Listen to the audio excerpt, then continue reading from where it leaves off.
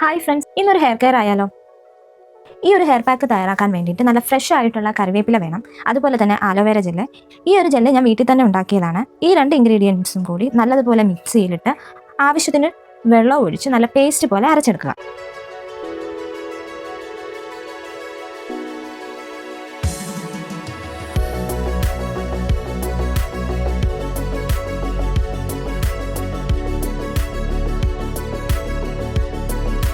ഈ അരച്ചെടുത്ത പേസ്റ്റിലോട്ട് കുറച്ച് ചെമ്പരത്തി ജെല്ലും കൂടെ ആഡ് ചെയ്യാം.